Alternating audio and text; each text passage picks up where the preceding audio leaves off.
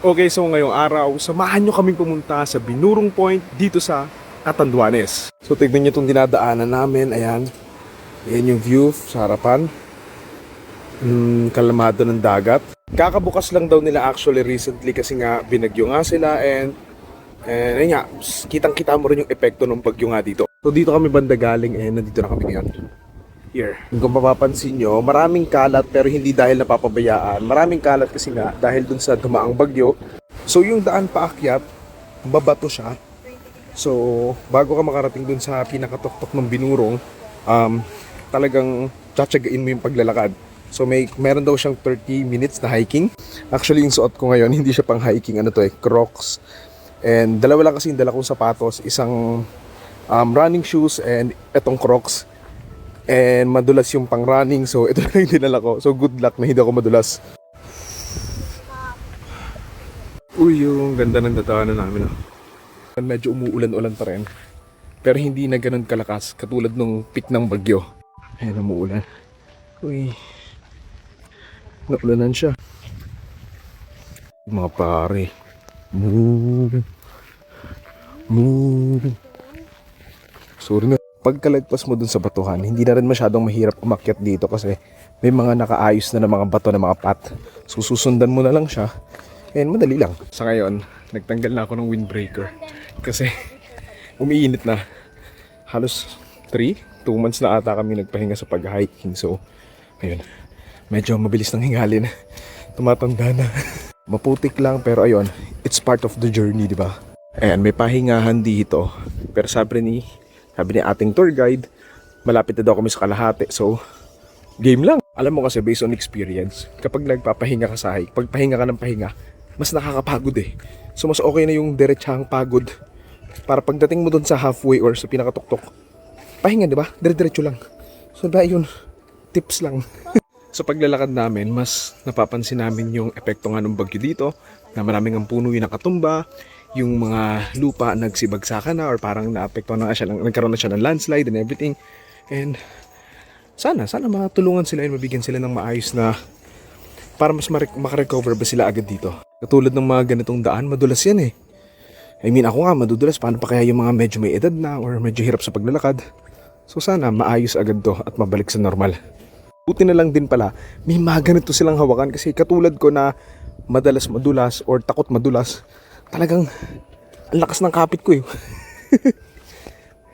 Kasi pag nadulas ka dyan, ako, sakto talaga yung mukha mo dyan. O yan, medyo umaaraw na. And it's a good sign.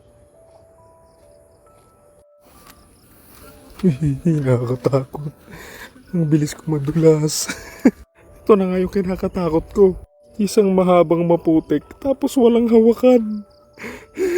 Para sa mga taong katulad ko na sobrang takot madulas, paniguradong nakaka-relate kayo na nakakatakot maglakad sa ganito. Slowly but surely lang, diba? Slowly but surely lang. Okay na naman maputikan pero alam mo yun, ang sakit kaya sa puwet madapa.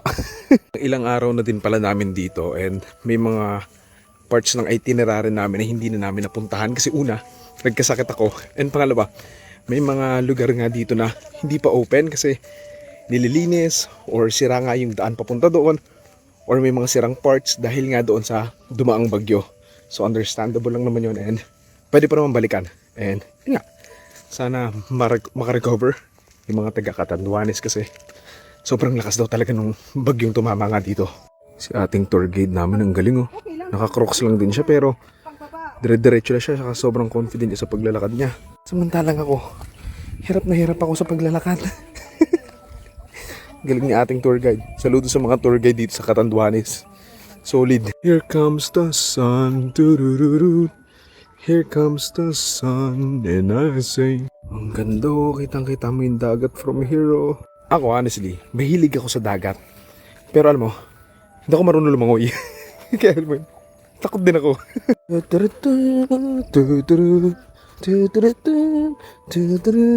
Naglalakad ka dito, dapat aware ka sa binadaanan mo eh.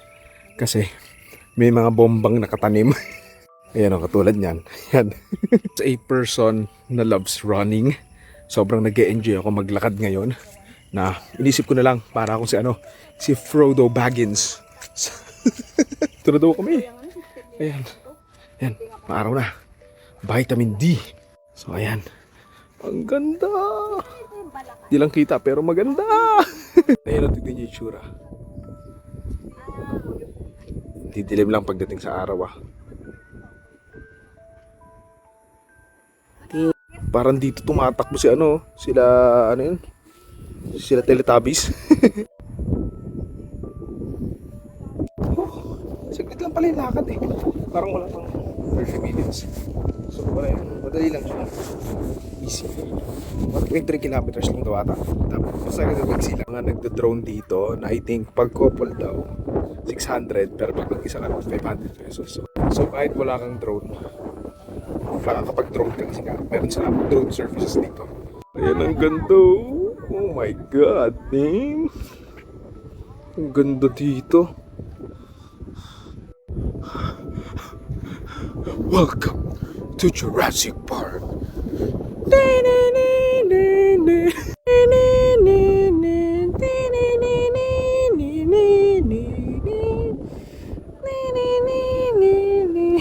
Ganda dito.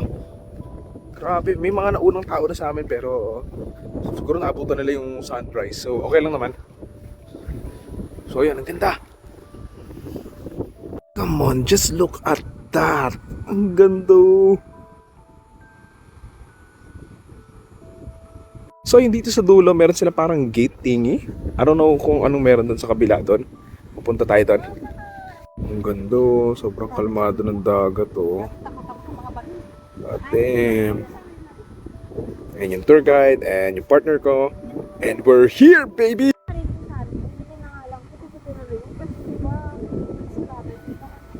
Ang ganda. Masira din yung mga cottage doon. Kuralan.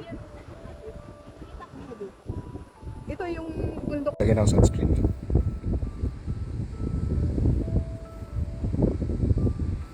Cancer naman kasi. It's the big C.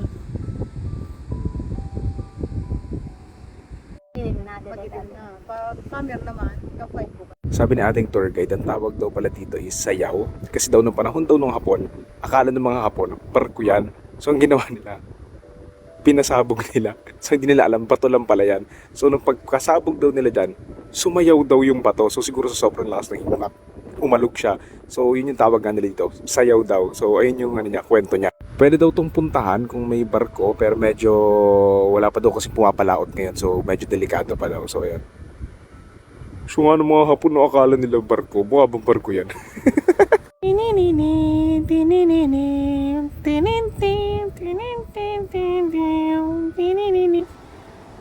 Mga kababayan ko nga man, nakapunta na rin dito. Ang ganda oh, parang sa Game of Thrones. Dito dumaan si Jaime Lannister para iligtas si Cersei eh. So ayun, medyo matagal-tagal ako nawala. Kakatapos lang namin mag-drone. Mula doon, tapos dito. Pakita ko na lang sa inyo sa susunod kung magka-views to. Lilipat na kami, so ang ganda talaga no. So ayun, patapos na kami. Mamaya papakita ko yung ibang drone shots kasi magta 10 minutes na. Last look sa background ko bago kami umalis. Parang nasa ano, lugar ng Teletubbies.